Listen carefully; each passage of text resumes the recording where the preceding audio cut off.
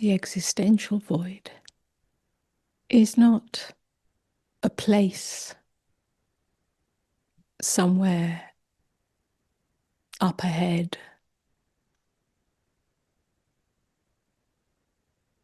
waiting for us, waiting until we're ready spiritually, or waiting until life falls apart.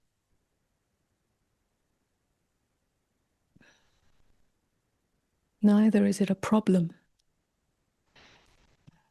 something that needs to be fixed, something that needs to be addressed,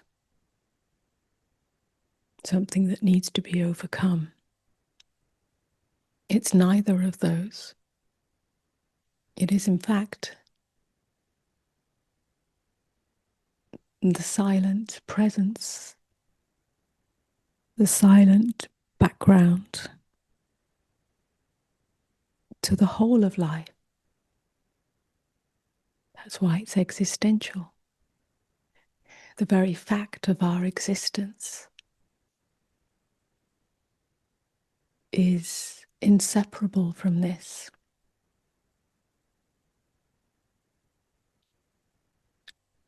And yet we may not be aware of it, or we may not be pulled towards it. It may not be so in the foreground until we experience a loss or a crisis, or an uncomfortable, unwelcome inner landscape that we may call depression or despair. And the reason we don't feel its magnetic pull, because it is a magnetic pull, it's the call to come home, to rest in beingness, not as separate from life, but within life itself. The reason we don't feel that magnetic pull, it doesn't become obvious until a crisis or something unwelcome appears in our experience, is that the default position is to fill the abyss of being either with activity, that which gives our lives meaning, such as relationships, careers, spiritual practices, anything that entertains and entrances us and gives us a sense of temporary satisfaction. That's on the more surface level, or if you like, gross level, which is the majority, perhaps the majority part of our lives up until more recently, and certainly for the majority of people. But it's also, we attempt to fill that abyss on a more subtle level, with the activity of the mind.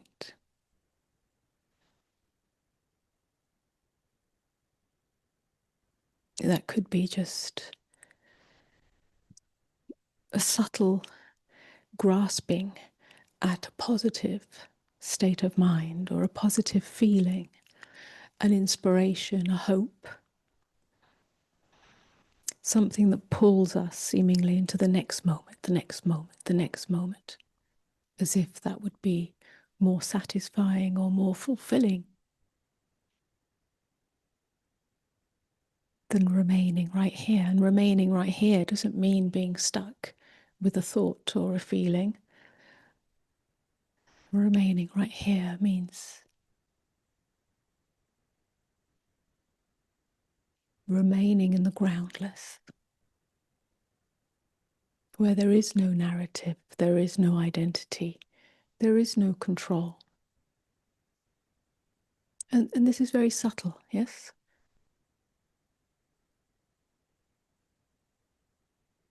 It's the stillness at the core of who you are, the stillness at the core of everything.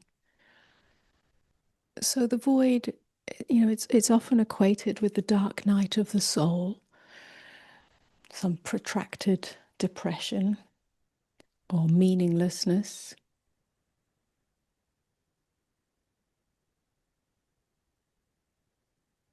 But the void really isn't to do with the absence of meaning. It's to do with the absence of constructed meaning. In other words, the meaning that we assign to life in order to make us feel like somebody, in order to make us feel that life is worth living, in order to give our lives meaning, which is really a life built on narrative rather than a life that is truly alive, a life that is lifing itself from wordless being, which is where true fulfillment is.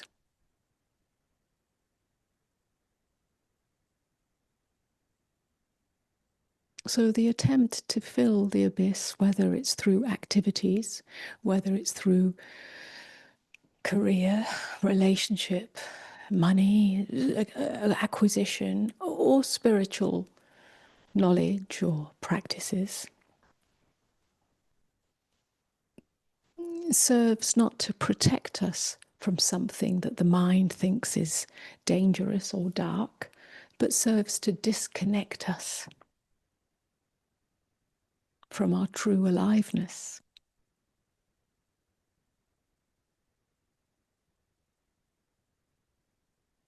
The void is simply that which you are when all false structures fall away, all false structures.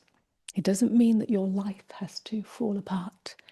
It means the structures upon which the ego identity is built, they fall apart. And that's not a threat, although it appears to be a threat to the constructed self. It is not annihilation, although it appears to be that to the self that has tied itself up in knots in order to be a me, a somebody.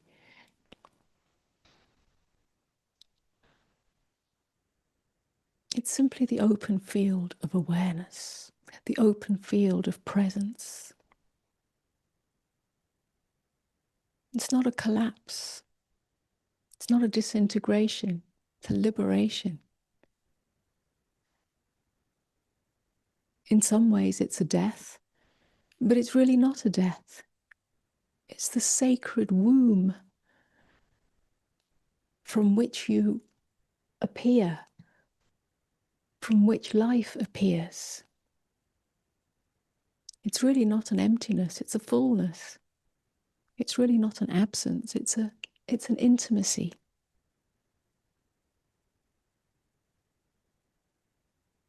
It's not the darkness, it's the light.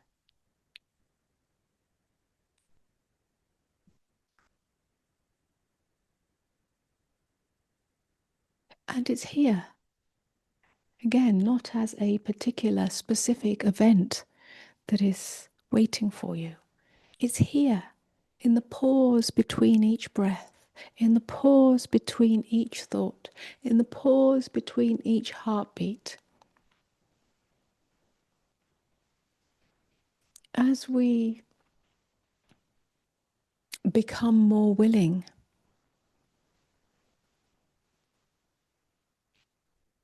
to soften our grasping onto this or that in the mind, in the imagination, And just soften into now, which doesn't mean that we have to erase thoughts or feelings, not at all. But we soften into that within which all feelings and thoughts are held.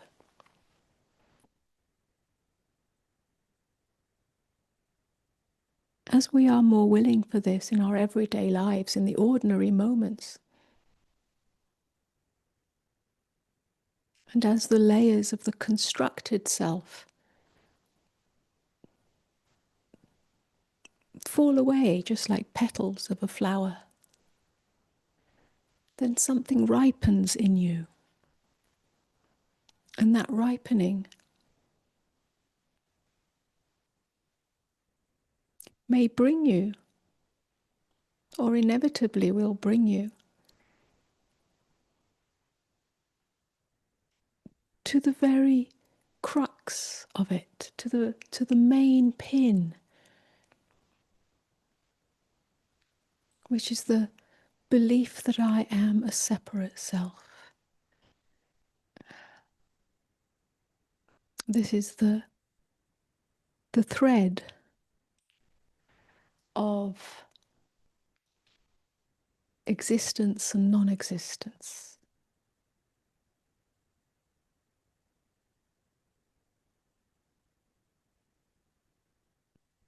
Is it possible to exist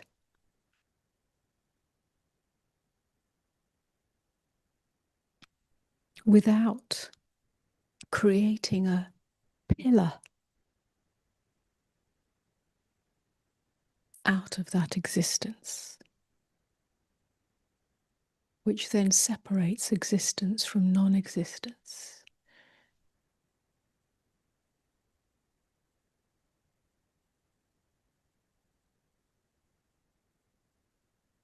This, if you like, final veil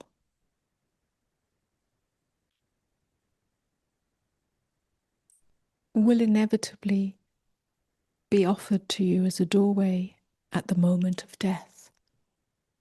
And again, for many, this is simply overlooked because it has not been even available in the everyday, ordinary, waking life.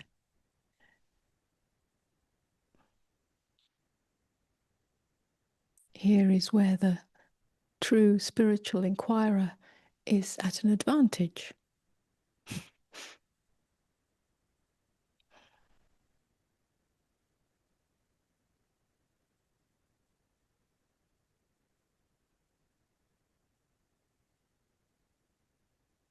To not wait, but to recognize this now.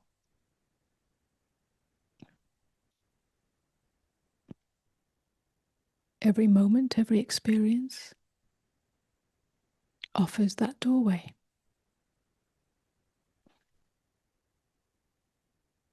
So the existential void is nothing to fear.